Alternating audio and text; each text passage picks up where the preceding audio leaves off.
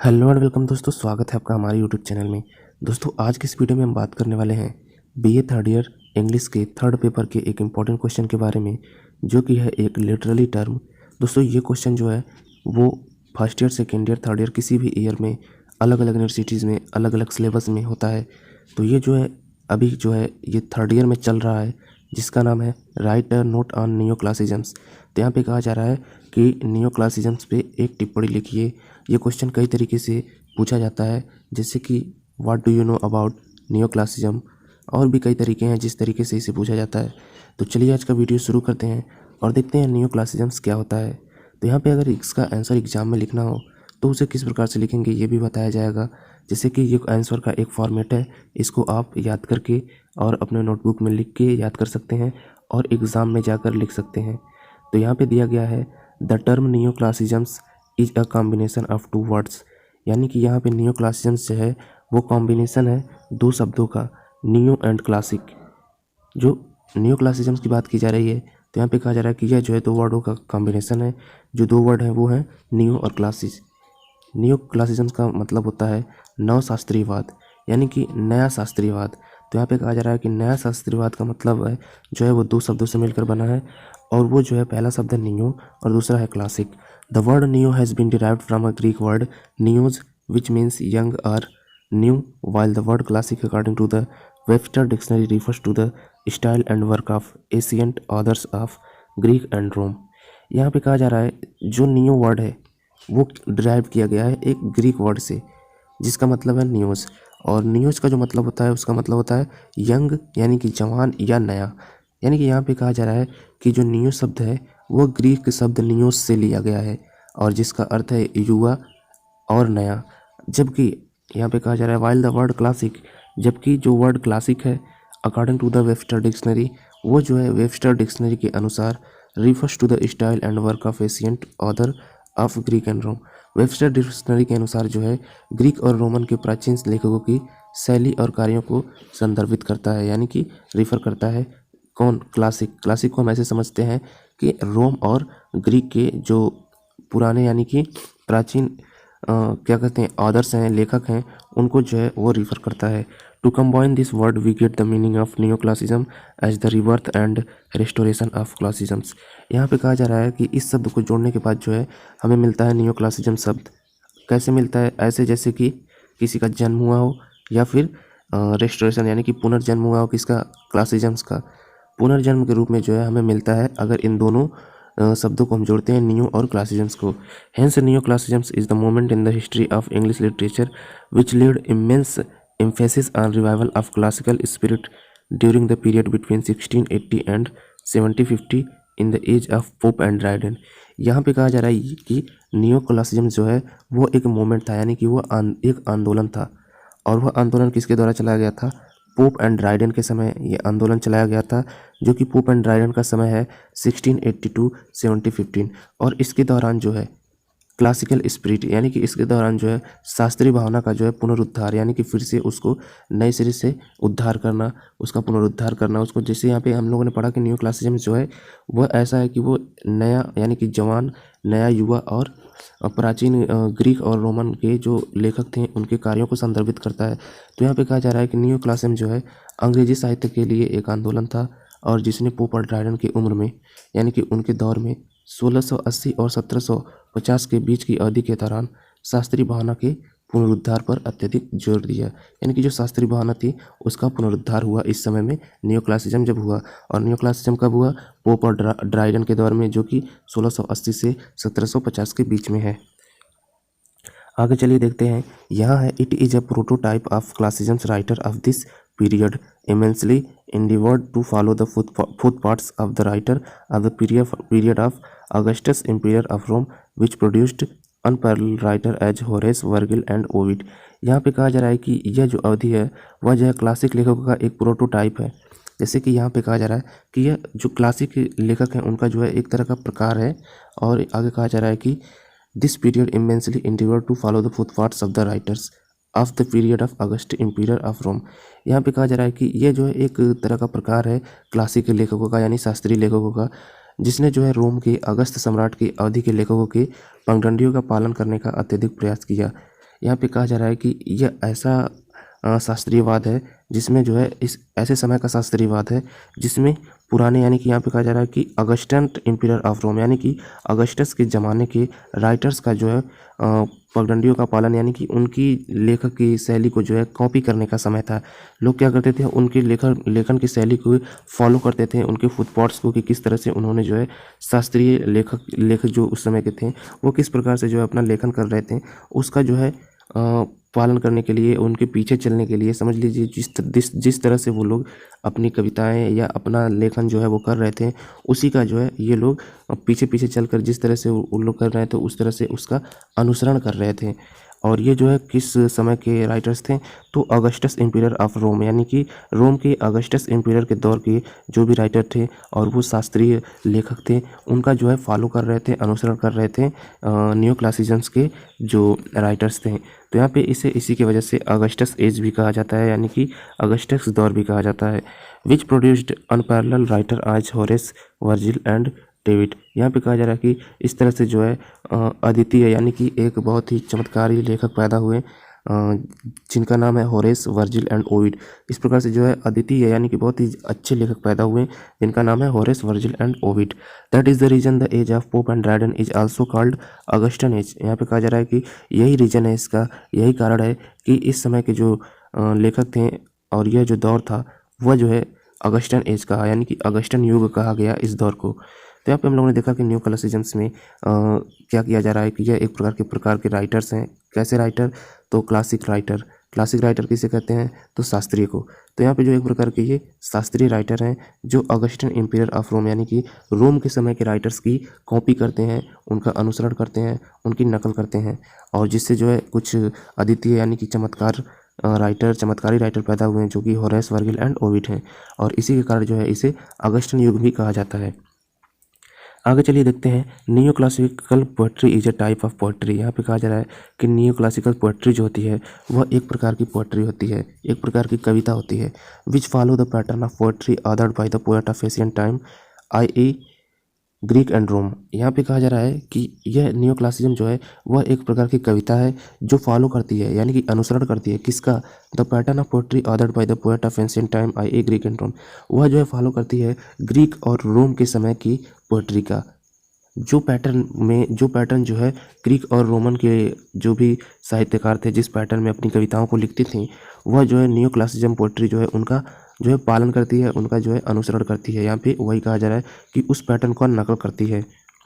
Ancient time, यानी कि प्राचीन समय के जो ग्रीक एंड रोमन के लेखक थे। Pope and Dryden were the leading writer who deviated from the traditional school of poetry and sought guidance in the work of ancient Greek and Roman writers. यहाँ पे कहा जा रहा है कि पोप और ड्राइडन जो है वो प्रमुख कवि हैं जिन्होंने जो है कविता के पारंपरिक स्कूलों से विचलित होकर प्राचीन ग्रीक और रोमन लेखक के कार्यों में मार्गदर्शन मांगा। यानी कि यहाँ पे पोप एंड ड्राइडन ही वो प्रमुख कवि हैं जिन्होंने जो है जो नियम के अनुसार पोएट्री चलती थी उसको छोड़कर जो है प्राचीन कवियों के जो है पैटर्न को जो है फॉलो किया। जो नियम के अनुसार पैटर्न था, जो कॉलेज में पढ़ाया जाता था, उसके अनुसार जो है इन्होंने नहीं किया पोएम की रचना। इन्होंने जो है प्राचीन समय के जो भी पोएट थे उनके अनुसार जो है अपनी रचनाएं करने लगे। They try to follow the writer of the antiquity in the letter and spirit in the Augustan age. यहाँ पे कहा जा रहा है कि उन्होंने जो है फॉलो किया, उन्होंने जो ट्राई किया, यानी कि उन्होंने जो प्रयास किया फॉलो करने का, the writer of the antiquity in the letter and spirit in the Augustan as.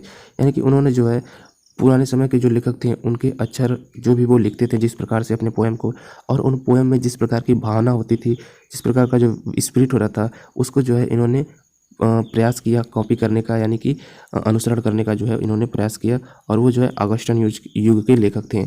Augustan युग के लेखक रोम और ग्रीक में थे, और ये जो है प्राचीन समय के जो है लेखक थे, और इन्हीं के जो है पैटर्न का, इन्हीं के जो है जिस पैटर्न में ये लोग कविताएं लिखते थे, जो भावनाएं होती थी, उन्हीं का जो है नियो क्लासिसिज्म के लेखकों ने जो है फॉलो किया और उसका जो है नकल किया, कॉपी किया।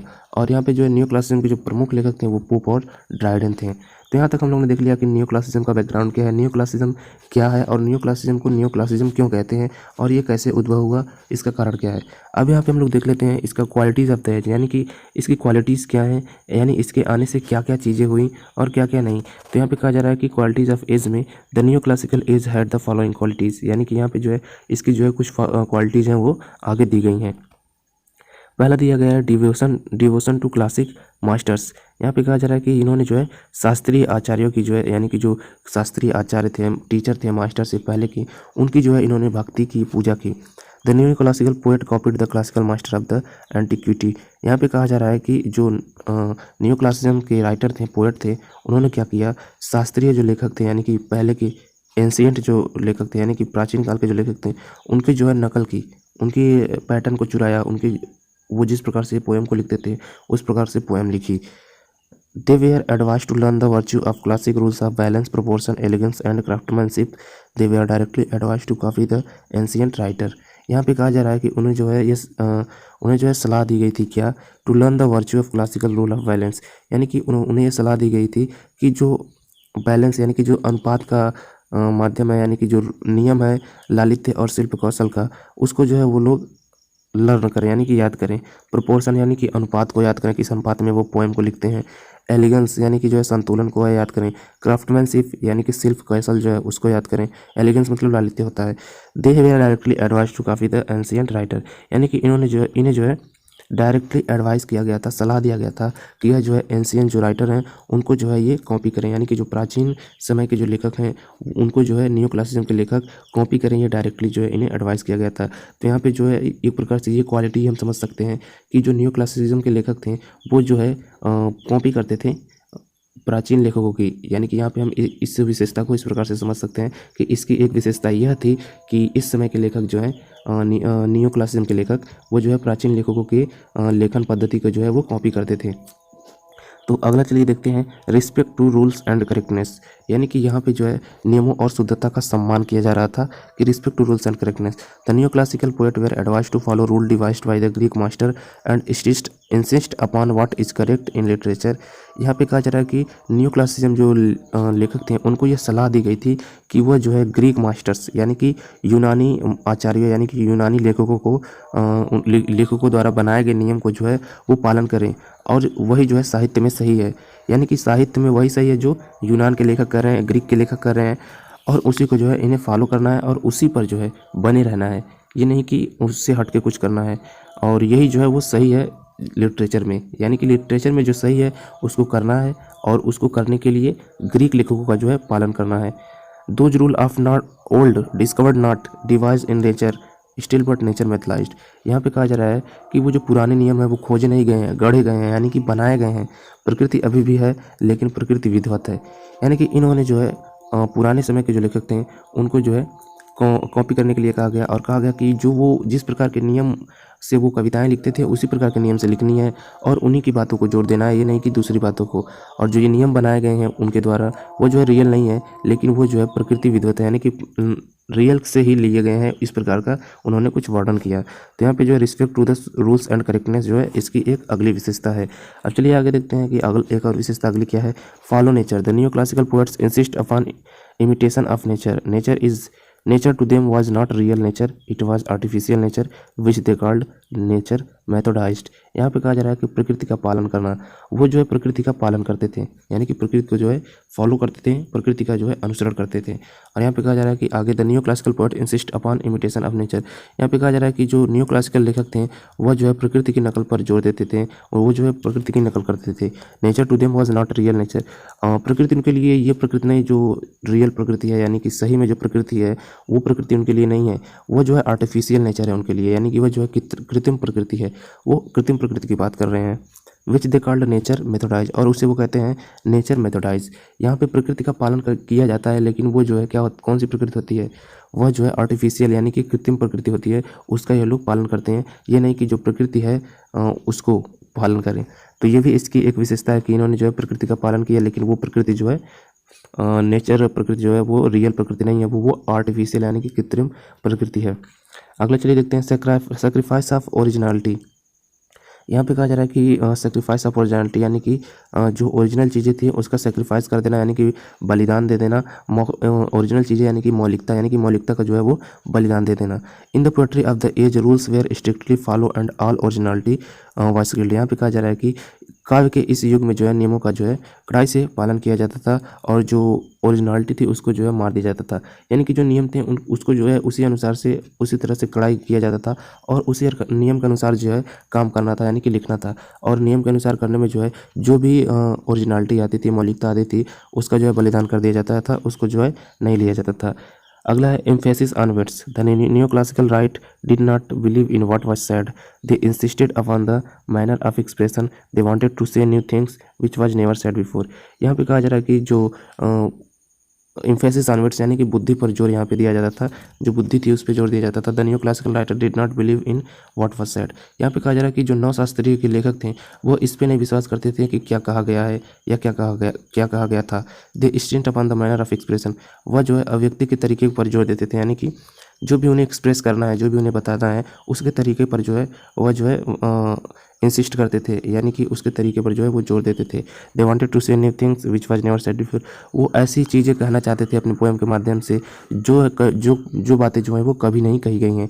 यानी कि यहाँ पे कहा जा रहा है कि वह जो है बुद्धि पर जोर देते थे, और बुद्धि पर जोर देने में वो क्या करते थे कि वो जो बातें कही गई हैं पहले से, उनको जो है वो मानते नहीं थे, उन पर वो जोर नहीं देते थे, उन पर जो है वो निर्भर नहीं रहते हैं। वह जो है नई बातें कहते हैं और वो चाहते हैं कि जो ऐसी नई बातें कहें जो कभी कही नहीं गई हो। यानी कि यहाँ पे कहा जा रहा है कि दे wanted to say new things which was never said before. अगला है लिटरेचर ऑफ द टाउन। यहाँ पे कहा जा रहा है कि कस्बे का साहित्य, इसमें जो है कस्बे के साहित्य का वर्णन किया गया है। द न्यू क्लासिकल लिटरेचर ना had nothing to do with the country life. यहाँ पे कहा जा रहा है कि जो ना शास्त्रीय साहित्य था उसका जो है ग्रामीण जीवन से कोई लेना देना नहीं था, यानी कि ग्रामीण जीवन का इसमें वर्णन नहीं मिलता है। They picturise the life of the town and cities, places and town towers and lords and ladies. यहाँ पे कहा जा रहा है कि जो नियो क्लासिज्म्स के लेखक थे उन्होंने जो है पिक्चराइज किया, यानी कि चित्रित किया कौन सी चीज़ों का, the life of the town, यानी कि शहर के लोगों का, कस्बे के लोगों का जीवन, एंड सिटीज़ यानी कि कस्बों के लोगों का जीवन, और शहरों के लोगों का जीवन जो है पिक्चराइज किया। प्लेसेस एंड टावर्स यानी कि जगहों को जो है पिक्चराइज किया, टावर्स को जो है पिक्चराइज किया। लॉर्ड्स एंड लेडीज़ यानी कि लॉर्ड्स और लेडीज़ को जो है यानी कि औरतों को जो है पिक्चराइज किया, यानी कि चित्रित किया। The periodical essayist wrote about the city of London and mostly about the town people. यहाँ पे कहा जा रहा है इस पीरियड के जो है एसेस्ट यानी कि जो निबंधकार थे उन्होंने जो है लिखा अबाउट द सिटी यानी कि शहरों के बारे में, about the city of London यानी कि लंदन के शहरों के बारे में, and mostly about the town people, और जो है ज़्यादातर जो है कस्बों के लोगों के बारे में। The novels also describes about the town life, और उपन्यासों में भी जो है शहरी जीवन के बारे में बताया गया, यानी कि कस्बों के जीवन के बारे में बताया गया, लेकिन इसमें जो है गाँव के बारे में जो है ग्रामीण जो है बातें नहीं की गई हैं न्यू क्लासिकल्स में, और यहाँ पर जो है केवल शहरों और कस्बों की बातें की गई हैं। अगला चलिए देखते हैं picture of the society. The new classical poet try to picturise the society, यानी कि यहाँ पे हम लोग देख रहे हैं, इसके पहले हम लोगों ने देखा कि न्यू क्लासिकल में जो है शहरों और कस्बों की चित्रित किया गया है कि वहाँ पे जो है किस प्रकार से रहन सहन था, वहाँ पे कौन कौन से मकान थे, कैसे रहन सहन था, ये सारी चीज़ों को जो है पिक्चराइज करना न्यू क्लासिज्म का कार्य है। इन्होंने ग्रामीण को छोड़ दिया लेकिन कस्बों और शहरों के लिए था, और ये क्या करना चाहते थे, पिक्चर ऑफ द सोसाइटी, यानी कि यह जो है पिक्चराइज करना चाहते थे क्या, सोसाइटी का जो पिक्चर है, यानी कि सोसाइटी में किस तरह के लोग रह रहे हैं, क्या क्या काम कर रहे हैं, उसको जो है ये कविताओं के माध्यम से, नॉवेल्स के माध्यम से और एस्से के माध्यम से जो है लिखना चाहते थे, और इन्होंने लिखा, यानी कि इन्होंने सोसाइटी को जो है दिखाया अपने शास्त्रीय कार्यों में। अगला चलिए देखते हैं heroic couplet. The new classical poet adopted a new kind of diction known as the heroic couplet. It was a rhymed couplet of 2 lines having 5 feet of the 10 syllable in each line in iambic pentameter. यहाँ पे कहा जा रहा है कि heroic couplet का मतलब वीर दोहा, यानी कि जिसमें वीरता का जो है आभास होता हो, और कपलेट में आप समझ सकते हैं कि दोहा यानी कि 2 या 4 लाइनों को जिस प्रकार से लिखा जाता है उसी को जो है कपलेट कहा जाता है। अगर पोएम में 2 लाइन है, 4 लाइन है तो उसको 2 लाइन कपलेट, 4 लाइन कपलेट कहा जाता है, और इसके और भी पैरामीटर होते हैं, उसके अनुसार जो है पोएम को नापा जाता है। तो यहाँ पे वही कहा जा रहा है कि the new classical poet adopted a new kind of diction, इन्होंने जो है एक नए प्रकार का जो है डिक्शन यानी कि लेखन शैली को अपनाया, known as the heroic couplet, जिसको जो है हीरोइक कपलेट के नाम से जाना जाता है। इन्होंने जो है लेखन की नई शैली अपनाई और उसे जो है हीरोइक कपलेट के नाम से जाना जाता है। It was a rhymed couplet of 2 lines having 5 feet of 10 syllables. यहाँ पे कहा जा रहा है कि यह जो है प्रत्येक पंक्ति में 5 फीट 10 अक्षर वाले होते थे, ऑफ 10 साइलेबल्स यानी कि 10 जो है साइलेबल वाले होते थे, in each line in iambic pentameter, यानी कि यहाँ पे कहा जा रहा है कि यह एम्बिक पेंटामीटर में होता था, और प्रत्येक पंक्ति में 5 फीट 10 अक्षर वाले 2 फाइन्स का एक तुकबंदी वाला दोहा था, यानी कि इस प्रकार से जो है हीरोइक कपलेट होता था। तो यहाँ पे हम लोगों ने हीरोइक कपलेट भी देख लिया। तो ये था लास्ट जो है quality of the new classicism. तो इस तरह से आप देख सकते हैं कि नियो क्लासिसिज्म के जो क्वालिटीज़ हैं वो हैं डिवोशन टू क्लासिक मास्टर, यानी कि जो है अपने शास्त्रीय आचार्यों का जो है उनका जो है डिवोशन करना, यानी कि पूजा करना, भक्ति करना। और दूसरा था respect to rule and corrections, यानी कि जो रूल्स थे और जो सही रूल्स थे उसकी जो है रिस्पेक्ट करना, नेचर को फॉलो करना, लेकिन नेचर जो होगा वो कौन सा नेचर होगा, nature methodised artificial nature. Sacrifice of originality, यानी कि जो है मौलिकता का जो है आप ऐसे समझ सकते हैं बलिदान कर देना। और एम्फेसिस ऑन वर्ड्स, यानी कि जो है बुद्धि पर जोर देना और जो कही कहाई बातें हैं उनको ना मानना। लिटरेचर ऑफ द टाउन, यानी कि कस्बे का साहित्य, गांव को छोड़कर इन्होंने जो है कस्बे और शहर का केवल वर्णन किया अपने लिटरेचर में। और पिक्चर ऑफ द सोसाइटी, यानी कि सोसाइटी के पिक्चर को, यानी कि सोसाइटी को चित्रित करने का प्रयास किया। हीरोइक कपलेट, यानी कि वीर दोहा, यानी कि इसमें जो है एक प्रकार के विशेष पैटर्न को फॉलो किया इस युग के लेखकों ने, जिसको कि जो है हीरोइक कपलेट नाम दिया गया। तो इस प्रकार से हम लोग ने देख लिया कि नियो क्लासिसिज्म क्या होता है और इसकी क्वालिटीज़ क्या होती हैं। तो उम्मीद करते हैं आपको ये वीडियो अच्छी तरीके से समझ में आ गया होगा और आप समझ गए होंगे नियो क्लासिसिज्म क्या होता है और इसके जो क्वालिटीज़ हैं वो क्या होती हैं। और अगर एग्जाम में आपकी जो क्वेश्चन आता है तो आप अच्छी तरीके से करने में सक्षम होंगे। तो मिलते हैं आपसे नेक्स्ट वीडियो में, तब तक के लिए आपका वीडियो देखने के लिए धन्यवाद।